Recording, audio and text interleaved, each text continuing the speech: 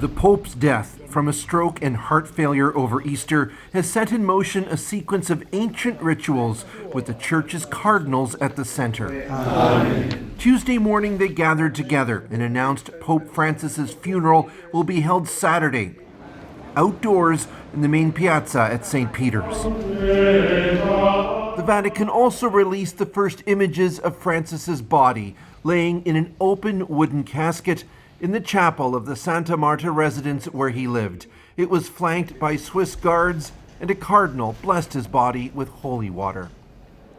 This journalist, whose beat is the Vatican, says the politicking over Francis's successor amongst those cardinals is already well underway. This is the Super Bowl for the Vatican. This is the most important time for the Church. During his 12 years leading the Catholic Church, Francis was seen as a champion of progressive causes, including relaxing opposition to homosexuality, promoting women within the Church, and apologizing for sexual abuse committed by priests, including at Canadian residential schools. Some people are coming into this conclave ready to turn the clock back a little bit on what Pope Francis has done. I have seen that. There are cardinals who think that Pope Francis went too far on certain aspects, but at the same time, there's some who instead want to see this go forwards. Francis appointed many of the cardinals who'll gather during the conclave in the Sistine Chapel after the funeral. If the members of the conclave vote as if they were members of Party A or Party B, the Liberals or the Conservatives, yes, I think the rather progressive side will have more numbers. But I deeply believe that must not happen.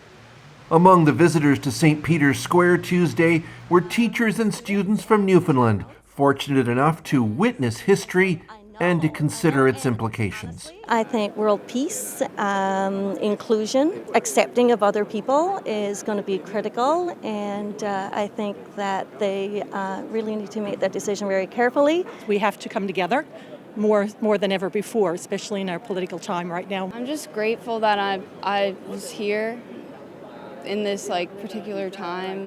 Starting Wednesday, thousands of people will be able to say their own individual goodbyes to the Pope. Francis's body will be moved from the papal residence to St. Peter's Basilica, and visitors will be able to file past his open casket. Erica. And Chris, what more do we know about who's going to the Vatican for the funeral Saturday, including from Canada?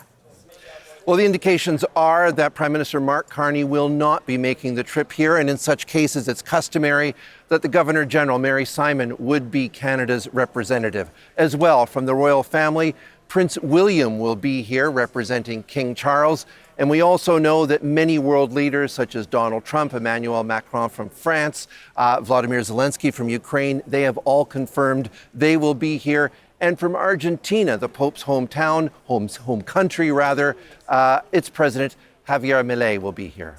Erica. All right. Thanks, Chris.